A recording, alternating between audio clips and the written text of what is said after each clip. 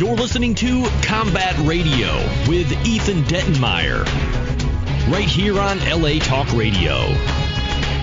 All right, welcome back. A little more Combat Radio for those of you who are highly tolerant. But, it's not just me here or Tom Vittorino, manager extraordinaire, manager to the stars. I've been joined by some very, very impressive people.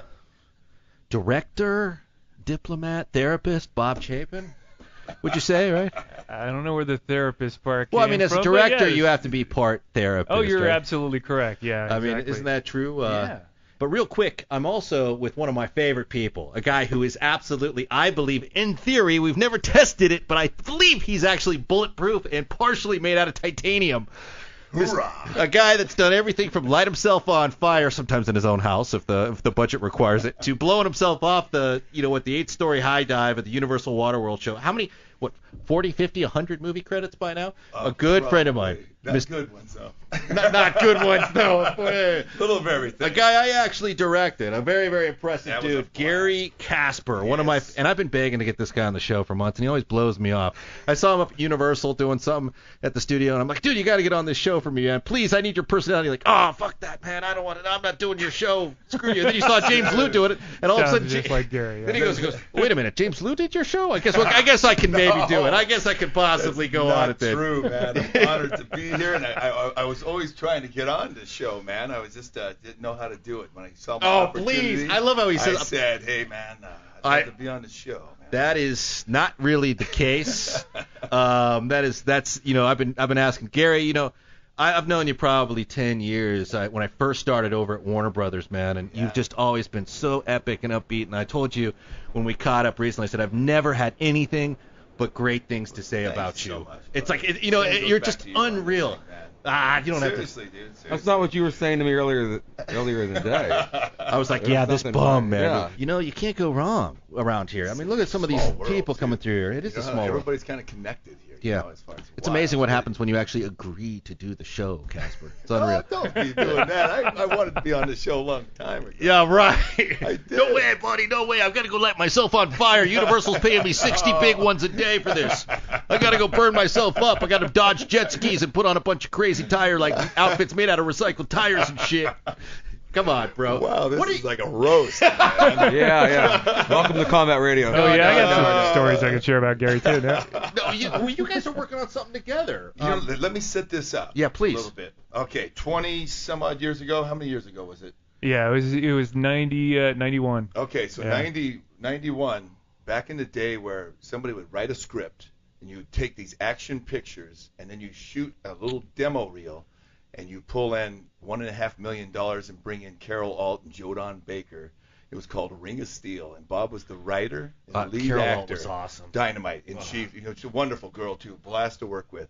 So I get this call saying, hey, there's this tall guy who wrote a script, and he needs a tall bad guy to sword fight. And I'd done a little bit of sword work in the past, and so I met Bob, and Bob wanted to do a rapier and dagger sword against a katana, and so.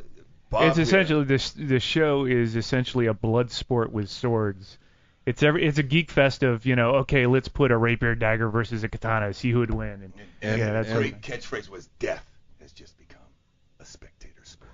Can you say that again? Can I hear that again from you? Death has just become a spectator sport. Oh man, that's the Ring of Steel. So anyway, all these years go by, and through the years, me and Bob have worked together on little things here and there. But I'll let you take it from here.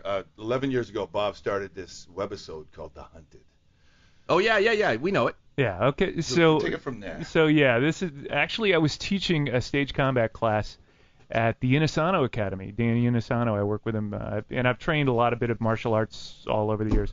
But I was teaching a stage combat class, and one of the most important parts of teaching film fighting is to be able to have a venue for people to perform. So I wanted some sort of place for my students to perform. So we were doing live shows at Renaissance fairs and stuff like that. And eventually I came up with the idea. It's like, well, let's it's a film town. Let's try to do something filmic. So we did a couple short projects. And then I came up with the idea to maybe do a cable access show, like a regular series, something that would be easy to do, something that we could justify the sword fighting.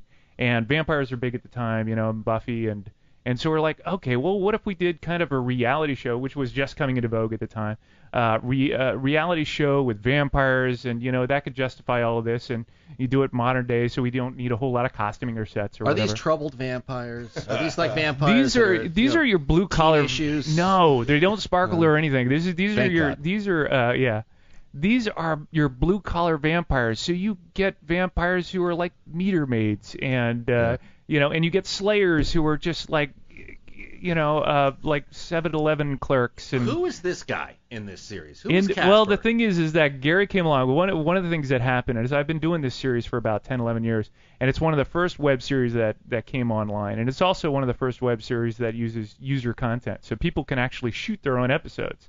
And we've branched out now that we have like 4 affiliates all over the country, and they're shooting their own episodes, and we have regular contests, so people shoot their own episodes, and it actually grows on its own. Oh, wow. Well, at some point in time, and this has just been a hobby over the last 10, 11 years, it's been fun to do.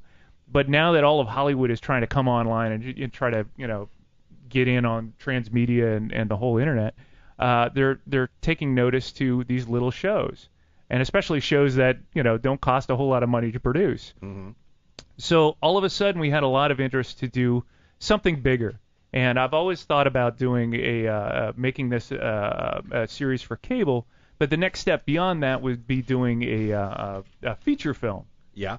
And so thanks to the advent of Kickstarter, which says, put it out there and see how much money you can get.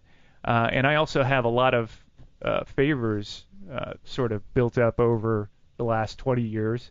So I decided this last year is like, okay, I'm going to cash in all my favors. I've got a studio I'd been working with, buddies of mine at New Deal Studios, that were kind enough to give us studio space and grip and lighting, and we put together a feature film and put it on Kickstarter. Ended up getting our financing and came up with a script, and we went out and shot it last summer. It was like when I finally got my way onto this radio station. I finally had a Oh, shot here we to go. get on the Here we hunt. go. It waited 11 years to get on the show. There it is. There it And is. I finally was offered the part of Dragos, the president of the North American Vampire Association. That's a prestigious title. Yeah. So Sounds the very feature itself is kind of a prequel to the entire show. It sets up the world of the vampires, and we needed some baddie. And the show itself is all very tongue-in-cheek. It doesn't take itself seriously at all. I do smell an Oscar on it. This is perfect casting right here. I have seen this guy on a movie set do some unthinkable stunt work.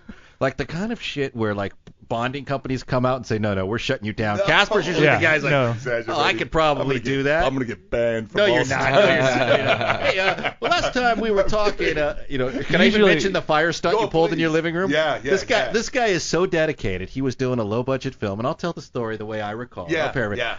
And he goes, hey, we got to do a fire stunt. He goes, that's okay, I'll do my living room. So he puts all the, fire Fireproofing stuff. up He on the fireproofs ceiling, his living talking my room. wife into it. Puts his wife out front with the barbecue so the neighbors don't suspect anything when the whole place He had ignites. no license. No license. And he lights this motherfucker up in the living room. A friend of mine, Mike, was a good burn crew. We brought a professional We burn brought crew in the best guys for this illegal We didn't stunt. have the license, and we lit a guy on fire. So hey, what we did was the first burn was good, and we were going to call it there. And also when you're doing a burn, you get these fire extinguishers. You want to save money. You don't pull all the pins on them. You only have 2 that the pins are pulled and they're ready to put the guy out. And you have a guy with blanket and everything else. The other fire extinguishers are in case something goes wrong. So the first burn goes smooth and everything. We put the guy out, throw a blanket on him. Second burn, he goes, I want to go a little bit bigger. So we kind of pumped the fuel up a little bit. And he went up and the flame hit the ceiling and ran across the ceiling, but it was fireproof. But you could hear in the room all the pins of all the backup fire extinguishers going bing, bing, bing, bing. It was big. It was big. We got him out. Nobody got hurt. It came out You know what, fine. though, man? That's one of the things I love about you. There is no task you shy away from.